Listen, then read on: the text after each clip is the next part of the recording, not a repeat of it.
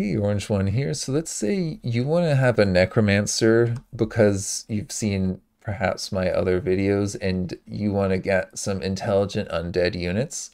The easiest way, most reliable way to do this is to get guys like this who they have like a blue text on their name. They're actually technically dead. The easiest way to get a necromancer is to use Legends mode. And so I haven't done that really much before, so I've done a little bit of research and I want to show you what I've found. But before we do that, let's look at a necromancer tower that's nearby us. So there's this place, Slap Blazes, and we keep on getting attacked by there. And I've actually seen the necromancers, so I know their names. So I could search for that in the mode. And there's like a certain tile that you also see with Necromancer Towers. Not all of them are red, but I've rated these ones trying to find a book with the secrets of life and death on it.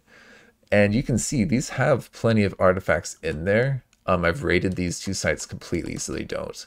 But like most Necromancer Towers have more books than it can even display.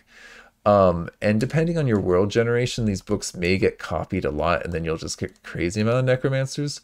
But for me, the only book that I could use to give to my dwarves is all the way down here, a 17-day travel away. It's really far away, and it's got a lot of books as well, and only one book per dwarf that you send on a raid mission. So if I sent some people here, it's it's unlikely that I'm even going to get what I want. So I could send people like that on the little mission, but it's just really difficult to do that, especially just with Necromancer Towers not knowing that the right book is there, and you can't read slabs. I've seen some people talking about that online. There seems to be some confusion about if you can or can't. I've seen no evidence that you can, and it's basically just a theory from what I've seen, with no real evidence of it. But if you've got evidence, please link it in the description. I'd love to see it. So to actually get to Legends mode and start doing this, what you want to do is retire fort or succumb to an invasion if you've got a siege, and then you can save this as research video Legends Necro or something. I don't know. Whatever you want to name it. I'm not telling you to name it that, okay? But basically, you want to have some sort of file that gets generated. This is going to take a fair amount of time.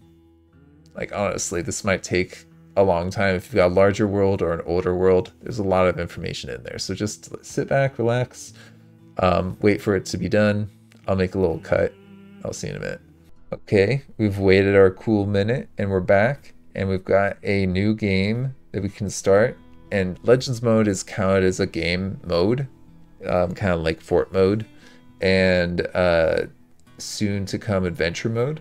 But in this Legends mode, it's basically a giant text file that you can search through, and it's displayed in a somewhat easy to read format. There's some extensions like Legends Viewer, I believe it's called, and other things that let you see this information in different ways. But you can search for sites like Slap Blazes. And it'll give you like the name displayed in other languages. But it tells you like everything about like every major event that's happened at this tower, including some kills. We've been killing them a lot. And like there's their books that have been created or authored, stored, you know, all kinds of stuff. And then I think was stolen. So you can see like when things are taken. And you can also see these necromancers. Now, if you know the name of a necromancer, you can then go in his or her information and see basically when they got obsessed with mortality and how they learned about it. Where's the secrets of life and death in here? It should be usually... oh, actually, Nilin here was the... because he was the one that actually built the tower, is that it? Yeah, he built this tower. So he's... if you look at the first one on a tower, then that should be the one who originally made it. But you can go through the string of names to find out how they learned about it. he learned about it from a slab directly. They can also learn about it from books, but there needs to be books in the world, and these necromancers need to just decide to write about the secrets of life and death. So those conditions don't always rise up, meaning you have some worlds that just don't have books, or books are pretty rare with those secrets of life and death. So unfortunately, like that one, what was it? That one thing, the Spry Tome, we can go see that's in Body Flare. I've sent people to go raid from Body Flare and go loot it, and they're having a hard time actually getting the slab for some reason. They're coming back empty-handed, though it was still there. But people have told me, like, you can't read slabs. They're not really put up in libraries. I was thinking of trying to construct the slab in the library, but I haven't actually gotten it to do that. But my buddy has raided for a slab, so he's gotten one, so I know it's possible. I'm not sure why my guys weren't able to get it. So there's a couple different ways with the towers, but if you don't even know the names of the towers, you can get your, like, you can figure out who the necromancers are just by searching for certain keywords, like death. And most of these books will be about necromancers or undead. And if it's even about like some undead, you can click on them and find out how they were made.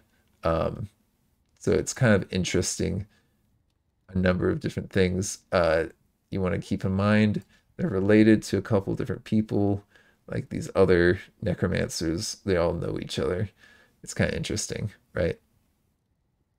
So you can always search for certain keywords like death.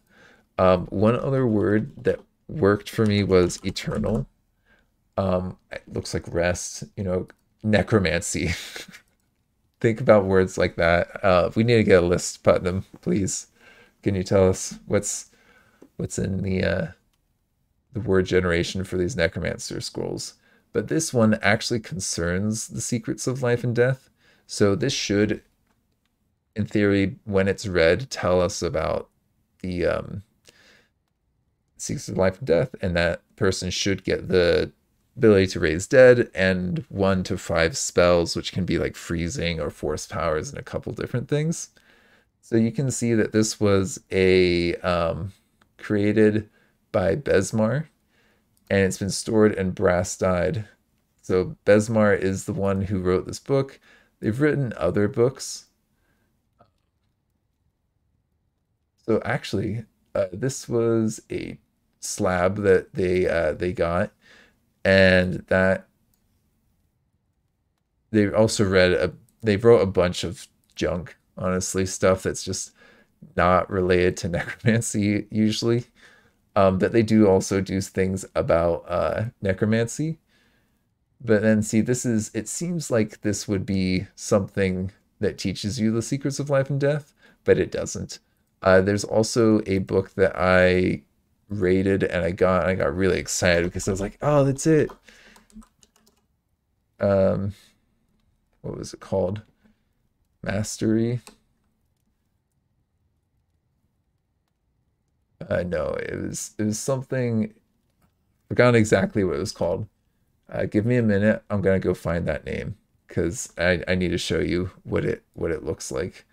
All right, we found the book. You gotta love Dwarven book names. It sounded just like the other one that I was looking at, but this one is about the secrets of learning the secrets of life and death. So this doesn't actually teach you the secrets of life and death. It's about someone else learning it.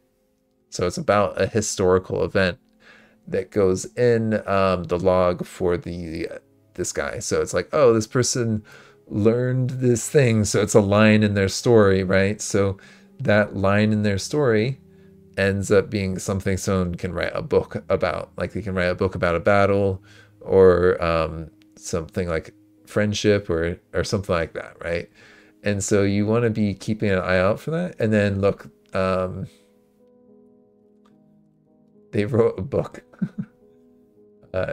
by Aru. So this was written by this guy after he was turned into an apprentice for this guy learning the secrets of life and death.